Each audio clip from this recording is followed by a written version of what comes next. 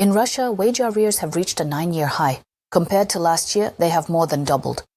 This was reported by the Center for Countering Disinformation under the National Security and Defense Council of Ukraine, citing data from Rosstat. At the end of the year, 15,000 Russians did not receive their earned wages. The rate of increase in wage arrears is the highest in the past 2 decades. All of this is due to economic exhaustion caused by the war. The Center for Countering Disinformation emphasizes that the aggression unleashed by the Kremlin against Ukraine is increasingly hitting Russians themselves.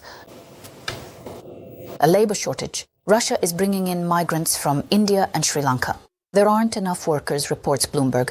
Last year, 240,000 work permits were issued to foreigners, the highest figure in the past 8 years. Against the backdrop of a labor shortage, Russian recruiters have started recruiting workers from Bangladesh, China, and India.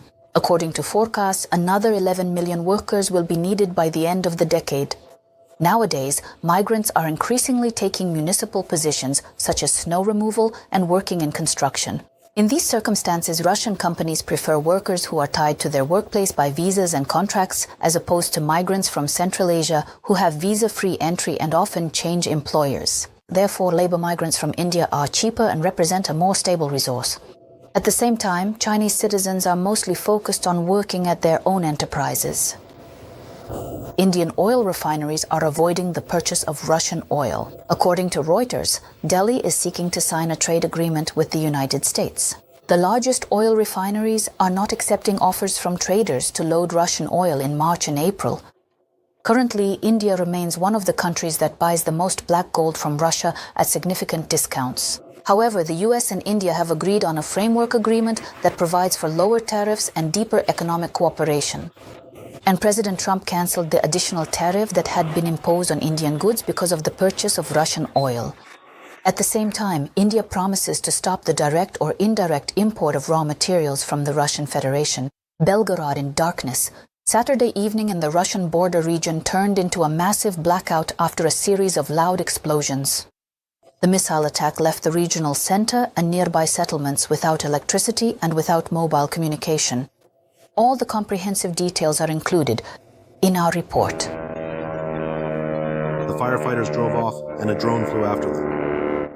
Drones from the SBU's Special Unit Alpha struck a strategic facility, the Redkinsky research plant in the Tver region. This enterprise is a critical link in the Russian military-industrial complex. It is here that the unique Desilin M fuel for KH-55 and KH-101 cruise missiles is produced, as well as additives for aviation kerosene. Satellite data from the FIRM system confirm a large-scale fire on the plant's territory after the strikes. The Security Service of Ukraine continues systematic strikes on key facilities of the Russian military-industrial complex. The targeted plant is an important link in the creation of cruise missiles with which Russia attacks Ukraine. Even a temporary halt in its operations complicates the production of missile fuel and reduces the enemy's ability to maintain the intensity of shelling our cities. There were also fires in other regions of Russia. In the Saratov region, defense forces struck the Balashov oil depot.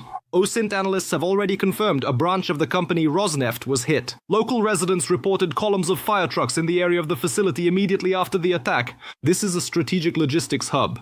There are 27 tanks on the base with a total capacity of over 15,000 cubic meters of fuel. It is from here that the region is supplied with petroleum products, and therefore, so is the enemy's military equipment. And in the Belgorod region, after a missile strike, part of the area was left without electricity. A strike on a concentration of enemy personnel in the settlement of Dronivka near Belgorod has also been confirmed.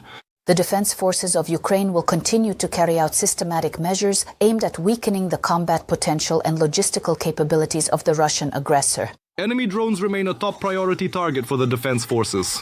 In the area of Komish Zorya in Zaporizhzhia, our soldiers destroyed a center where the occupiers not only produced FPV drones but also trained their pilots. In addition, the enemy lost control in the sky. UAV control points were destroyed in 3 locations at once, near Huliaipol and Rivnopilia in Zaporizhzhia, as well as near Mykolaiivka in Donetsk region. The occupiers' heavy artillery was also set ablaze. In Donetsk region, in the areas of Novomayorsky and Poltavka, a Uragan multiple rocket launcher system came under attack. And to ensure the enemy had neither the means nor the place to repair their damaged equipment, the armed forces of Ukraine struck a repair base in the village of Yalta, Donetsk region.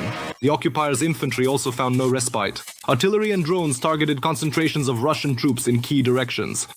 In particular, precise strikes were recorded in the area of Chasiv Yar in Donetsk region, as well as near the settlements of Rivnopilia and Dorozhnyanka in Zaporizhzhia region. The occupiers' losses and the extent of the damage inflicted are being clarified.